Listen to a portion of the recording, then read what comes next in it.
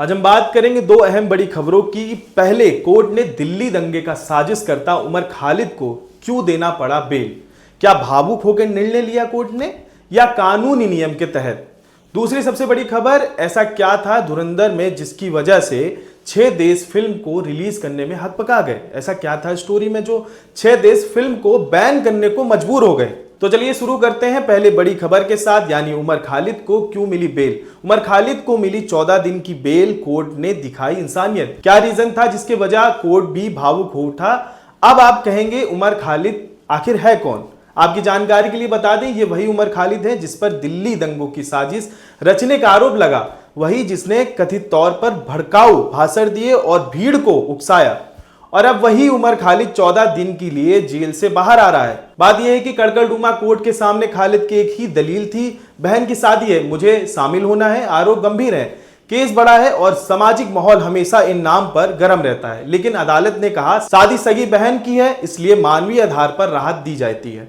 फैसला आया और कोर्ट ने 16 दिसंबर से 29 दिसंबर तक की अंतरिम जमानत दी, मगर यह राहत पूरी तरह खुली नहीं है। कोर्ट ने साफ कहा 20,000 रुपए का पर्सनल बॉन्ड और 2 गारंटी देने वाला हो और कुछ सख्त शर्तें, तभी बाहर जा सकते हो, यानी परिवार की खुशी में शामिल होने की इजाजत है, लेकिन आजादी पूरी तरह नहीं। दिल्ली दंगों के आरोप के बीच या 14 दिन का ब्रेक बहुत चर्चा में है, क्योंकि जिस व्यक्ति पर यूएपीए जैसी कठोर धारा लगी हो, जिस पर दंगों की योजनाएं बनाने के आरोप हो, उससे बहन की शादी के लिए घर जाने की अनुमति मिलना या हमेशा बहस की वजह बनता है। लेकिन भारत में अदालत कई बार मानवीय आधार पर ऐसे फैसले लेती है, चाहे अंतिम संस्कार हो, बीमारी हो या घर में बड़ा समारोह। इसलिए यह जमानत केस को कमजोर नहीं करती, ना आरोप मिटाती है, या सिर्फ एक पारिवारिक मौके के लिए की गई अस्थायी छूट है। 29 दिसंबर के बाद खालिद को वापस जेल जाना होगा और केस फिर से उसी ट्रैक पर चलेगा जैसे पिछले कई सालों से चल रहा है। लेकिन इतना तय है, जिस नाम को लोग दंगों, भाषणों और साजिश से जोड़ते हैं, वही नाम अब 14 दिन के लिए घर में शादी की रोशनी में दिखाई देगा। अदालत ने कानून नहीं तोड़ा, बस इंसानियत को थोड़ी सी जगह दे दी। अब दूसरी बड़ी खबर, धुरंधर बैन क्यों हुआ?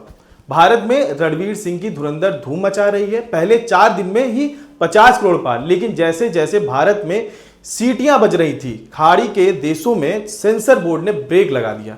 कुवैत, कतर, ओमान, सऊदी और बहरीन और यूएई, इन 6 देशों ने साफ कहा कि फिल्म मंजूर नहीं। अब सवाल यह है कि आखिर फिल्म में ऐसा क्या था? दरअसल फिल्म की कहानी पाकिस्तान पर केंद्रित है।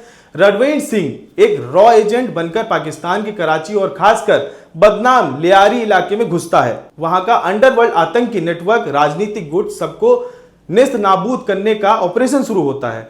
फिल्म में गैंगस्टर, रहमान डकैत, कराची की माफिया पॉलिटिक्स और भारत पाक तनाव के 2000 के दशक का माहौल पूरी तरह दिखाया गया है।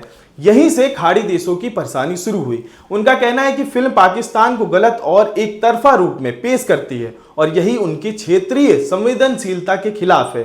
इन देशों में पाकिस्तान की बड़ी आबादी रहती है, इसलिए वे ऐसी फिल्मों को तुरंत संवेदनशील कंटेंट मानकर रोक देते हैं। लेकिन एक और दिलचस्प सवाल, क्या सिर्फ पाकिस्तान वाली कहानी की वजह से फिल्म बैन हुई? असल में खाड़ी देशों के सेंसर बोर्ड लंबे समय से भारत पाक टकराव, जासूसी मिशन, आंतरिक राजनीति या आतंकवाद पर आधारित फिल्मों को जोखिम मानते हैं। उन्हें लगता है ऐसी फिल्में उनके सामाजिक माहौल और वहां रहने वाली विभिन्न कम्युनिटी के बीच तनाव बढ़ा सकती है। धुरंधर में कराची का दिखाया गया हिंसक अंडरवर्ल्ड, पाकिस्तान की एजेंसियों की कमजोरियों और आतंकियों के नेटवर्क पर भारत का ऑपरेशन, ये सब उन्हें जियो राजनीतिक रूप से संवेदनशील लगा। पाकिस्तान की सरकार और सोशल मीडिया पर भी यह चर्चा छिड़ गई कि फिल्म उनके देश को बदनाम करती है और यही गुस्सा खाड़ी तक पहुंच गया।